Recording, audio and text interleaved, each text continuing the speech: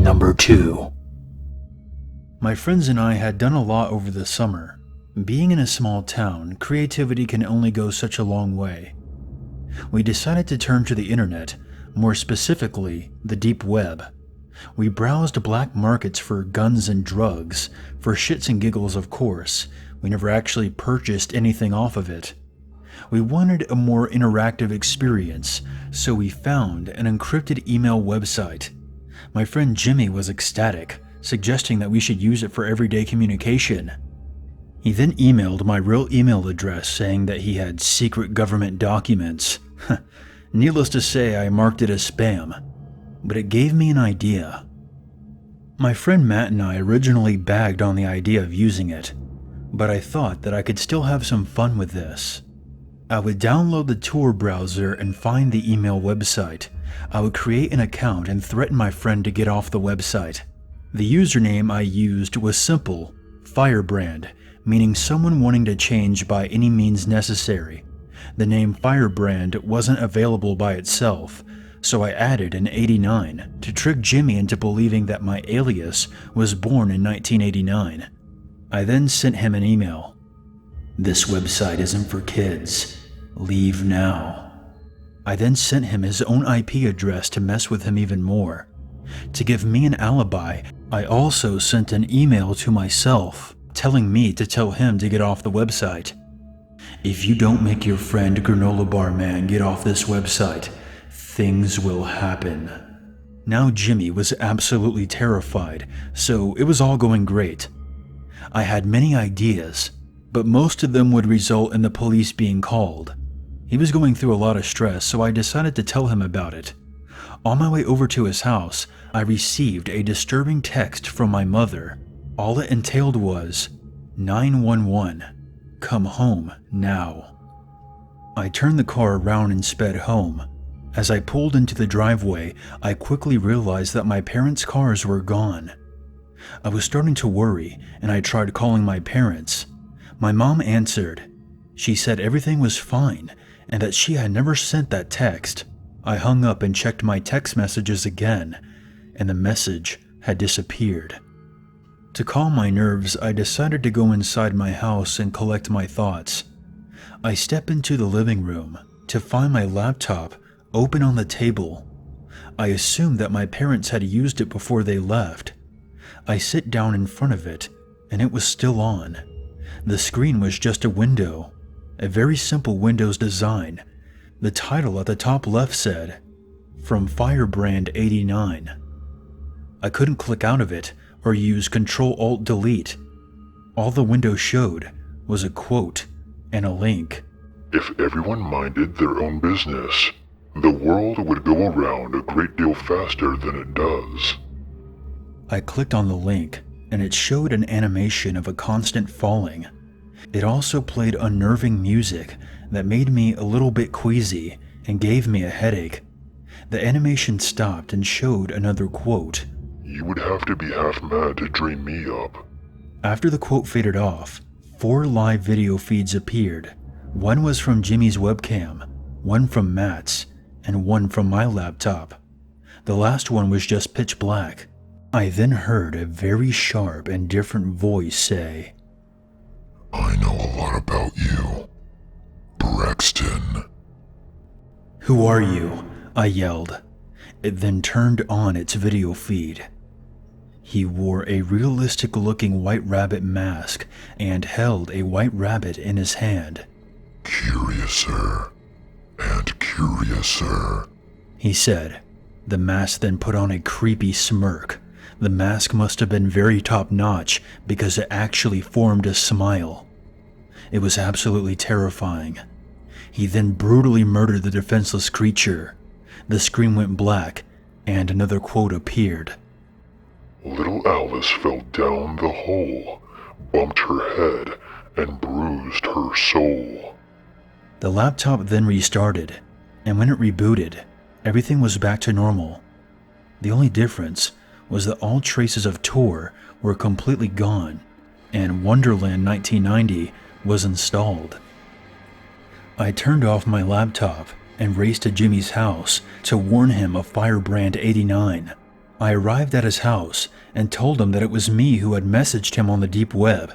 I then told him the rest that had just happened, and he didn't believe me. He was angry and thought I was just trying to scare him even more. He then kicked me out of his house. I don't exactly blame him. I returned home and started up to my room. I opened my door to find a laptop on my desk that wasn't mine. It had a cheap Logitech webcam on it, and on the keyboard was a photograph. The photograph showed me sitting on my couch, looking petrified at my laptop. The picture was not taken from the webcam feed, but from another place in my house. The back of the photo was another one of his quotes. She had plenty of time as she went down to look about and wonder what was going to happen next. First she tried to look down and make out what she was coming to, but it was too dark to see anything. I quickly ran downstairs into my living room to find where the photo had been taken from. Looking at the photo, I was able to find out that it was taken from my living room closet. I crept over to the closet with a knife in hand. I jolted the door open to find that it was empty, until I looked at the floor. On the floor lied a dead white rabbit. Number 1. The deep web is one of the most amazing things on Earth. Not because of how joyful it makes people or anything, but because it's a completely uncensored view of people. You can speak your mind, buy whatever you want, and do anything you want. When on the deep web, you have complete and total freedom. I had always been fascinated by the deep web, and at the time the events in the story occurred, I was in college. Lots of people at my campus had really been getting into accessing the deep web. It was almost like a trend. So with so many people getting on it, it seemed perfectly safe for me to give it a try. Now, I had always heard of the deep web horror stories. Stories of hacking, stumbling on disgusting sites, and people even somehow finding your address. These stories are what mainly kept me off the deep web. But with most people at my college using it on a normal basis, I decided to give it a go. I asked a friend to come over and help me set it up. When my friend arrived, we opened my laptop and began to set everything up. He told me that we were using Tor, a program that lets you access the deep web. He also asked me if I was planning on doing anything illegal, to which I replied no. He said that since I wasn't, we didn't need to install Tails, which apparently was a software that makes it more secure if you plan on doing illegal things. A little while later, everything was set up and I had my new IP address. My friend gave me a brief rundown on what to do and what not to do. He made it very clear that when I was using the hidden wiki, that I should keep it on censored mode, so that it would be less likely for me to see something I didn't want to see. After about 2 weeks of using the deep web, I felt like a pro. I had accessed many different sites, spoken with many great people, made friends, even bought some weed. I had become cocky and was ready to dig deeper into the dark web. I turned off the censored mode on the hidden wiki and began to browse the links. It took a while, mostly because Tor is a bit slow and many of the links just led to dead web pages. Eventually, I stumbled onto a site called All the Gore. It was mainly a big chat room with many different topics. I had a fairly strong stomach, and I had seen many violent movies. I had even seen beheadings and killings on the normal internet. After looking at a few different chat rooms, I noticed how sick the site really was. People in these chat rooms were actual killers, bragging about some of the things they had done. In the chat room, you could also post pictures. One man by the name of Culture045 had the stage in one of the chat rooms.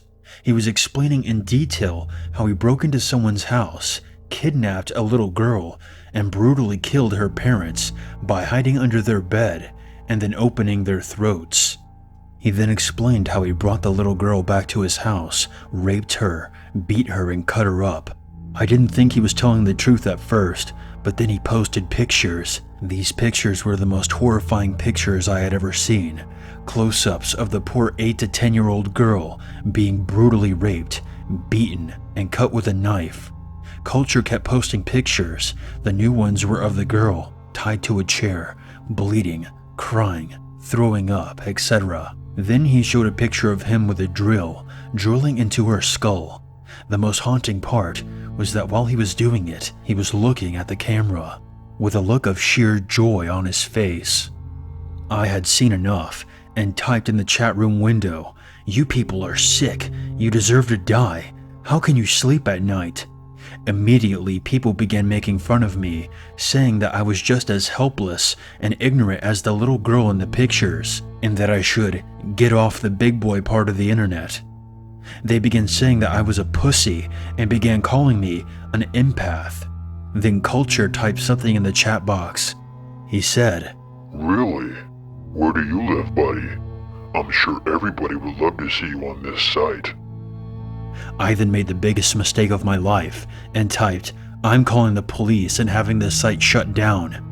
Less than a minute later, everything on the site went black and a new chat box appeared in green. In it, someone named Admin1 typed in the box. He said, "Call the cops, and you will regret it." I didn't type anything in the box and reached for my cell phone. What happened next haunts me to this day. My phone said that I had a new message. I opened it, and it said, "Call the police, and you're dead." There was no number. It didn't even say unknown number. It was just blank. I looked back at my laptop and saw my webcam light turn on. I quickly covered it, but then I saw on the screen a picture of me looking at my phone. I got wide-eyed and I froze for a moment. Admin typed again, "Put down the phone right now and uncover your webcam." I put down my phone, but I kept the webcam covered. He typed again. "Okay, be like that." Right after, he posted my full name, age, and address in the chat box and typed, "It would be a shame if you and your college buddies went missing, wouldn't it?" I then did as he said and uncovered my webcam. He then told me to follow his instructions on how to make it impossible for me to reach the site again. I followed each and every one. When I finished, I got a text that said, "Don't ever try and come back." Just like before, it had no number. I still called the police from my friend's phone, but they were never able to find the site. If you ever go on the deep web, don't ever just mindlessly explore, especially when you don't have the additional software to keep you more secure. I was a stupid college kid, and I just hope nobody makes the same mistakes that I did. I moved to a different home and changed all of my information, but I still get nightmares about that day. Update. This happened to me a few days after my original story about the deep web. I was still extremely rattled about what had happened. The police tried to track down the website, but since there was no way for them to recover my history, and I had originally found the sick website by just randomly clicking links, it seemed pretty much hopeless to find it. The police told me to change all my information and move in with a friend. I decided to move in with my friend David. David was an extremely honest, hardworking person. He never went to parties, he never slacked off or got drunk or high. He was very dedicated to finishing college. In fact, he was one of the few people I knew at the time who wasn't going on the deep web on a regular basis. I told him about my experience with the deep web, and that's mostly why he agreed to let me stay with him. One night, we were both up studying late, when my phone went off. I looked to see who had texted me, and saw that the person sending the message had no number.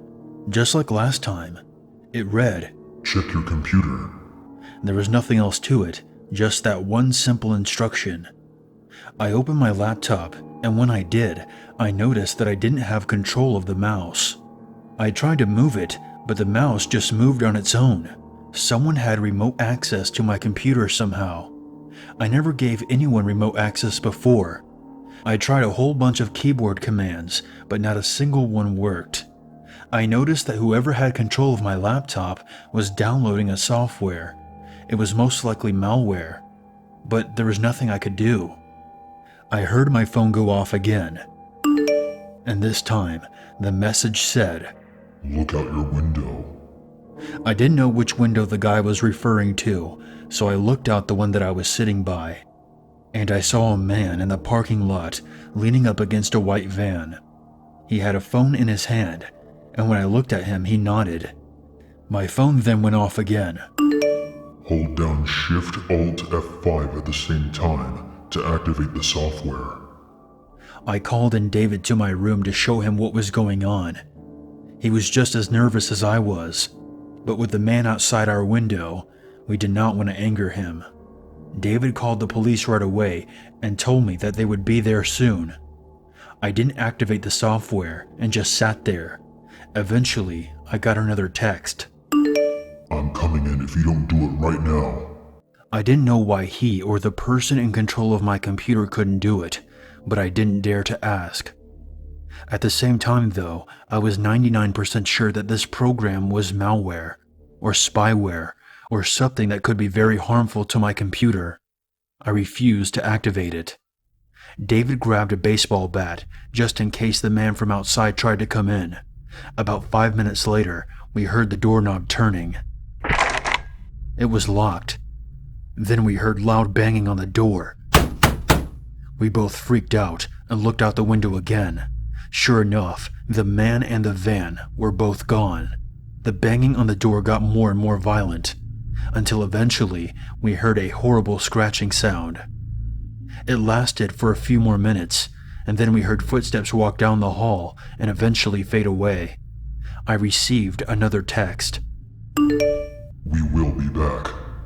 That really got to me. When the cops arrived, they told me to look at my door.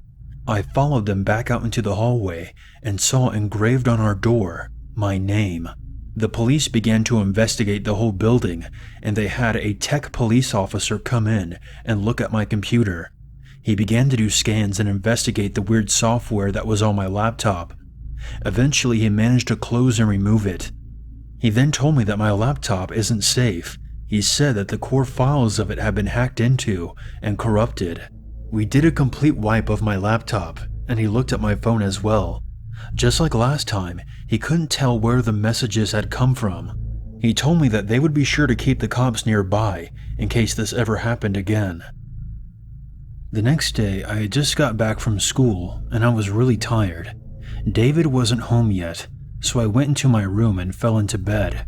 I had just begun to close my eyes when I heard a rattling sound in my closet. I lifted my head, but I didn't hear it again, so I went back to sleep.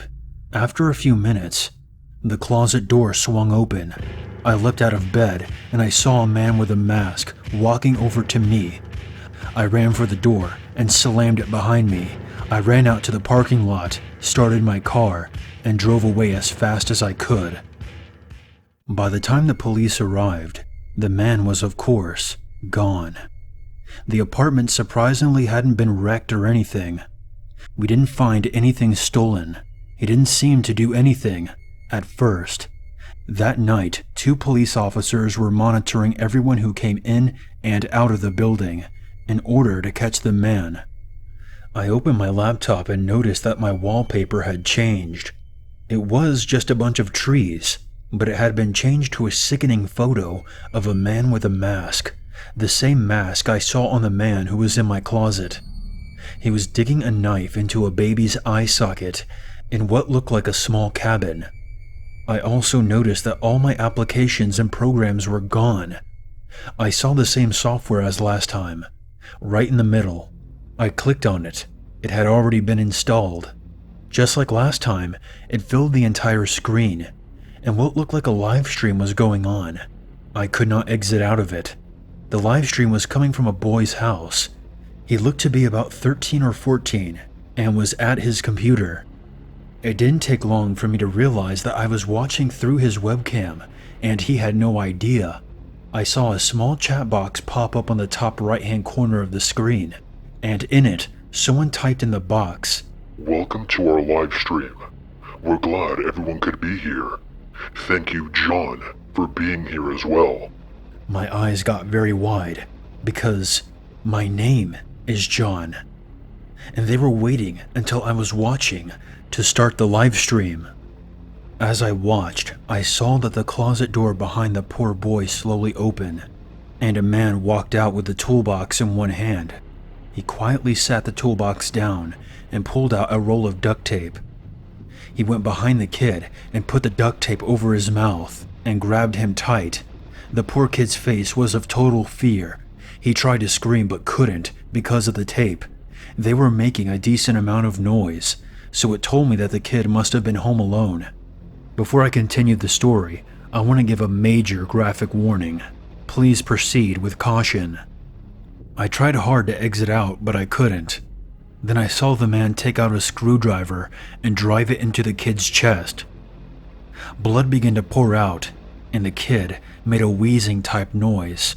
I saw tears form in his eyes as the sick man began to drive the screwdriver deeper and deeper. He then yanked it out. The man then took out a hammer and smashed the kid's hands several times until they were nothing but a mangled, bloody mess. I tried every command I could to exit out, but nothing was working.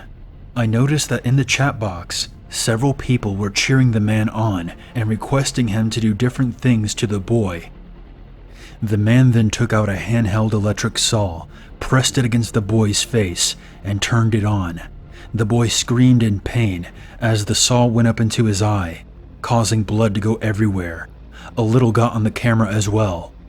I started to get tears in my eyes as I couldn't stop it. Then the man took out a screwdriver and gouged out the kid's eyes, and took out a large knife. He then proceeded to slit the boy's throat and toss him to the ground. It was sick. I threw up all over the floor, and when I looked back, I saw in the chat box people typing horrible things like "fap, fap, fap," or "oh my god, that was so wonderful, thanks so much for doing this," etc. In the box, I saw someone named Culture 045 type, "Thanks for watching, John." After that, the program closed on its own, and I was left with a sickening wallpaper. I was sweating, breathing heavy, and feeling sick. Throughout the entire thing, I didn't realize that my phone had gone off several times. I looked at it, and the most hateful, mean messages were coming in from my friends and family. I asked my mom what was going on, and she texted back, "You sent that sick, disturbing live stream to everyone. I can't believe who you are. The police have been called." I then felt even more sick than I was before. Those monsters had sent that live stream to all my friends somehow and made it look like it had come from me. They pretty much ruined my life within a couple of minutes. When the police arrived, I told them everything that happened. They quickly managed to explain everything to my friends and family. After that, they really cracked down on finding these people, and a month later, 4 men had been arrested. One was Culture 045, and the other was Admin1. The 2 others were working with them. The site was found and shut down as well, and I got a new laptop and phone.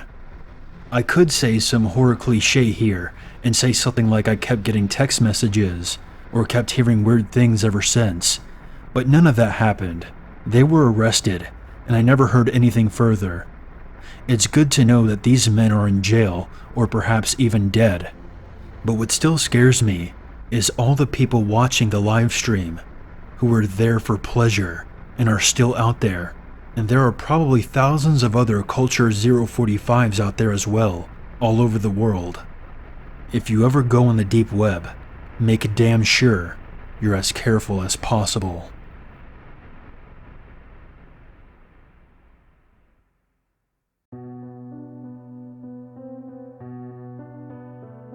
Hey guys, Unit 522 here, and I want to thank you very much for watching my video. I would appreciate it very much if you would share, like, and comment. And if you're new to this channel, become one with the Unity by hitting the subscribe button. If you have a scary story or experience that you want featured on this channel, you can always send it to my email or post it on the Free Horror Stories subreddit. The links for those can be found in the description below. If you would like to help out this channel even more, consider a PayPal donation. And for more updates, be sure to follow me on Twitter. There's nothing wrong with a little darkness in your life, as long as you never forget there's always a reason to be afraid.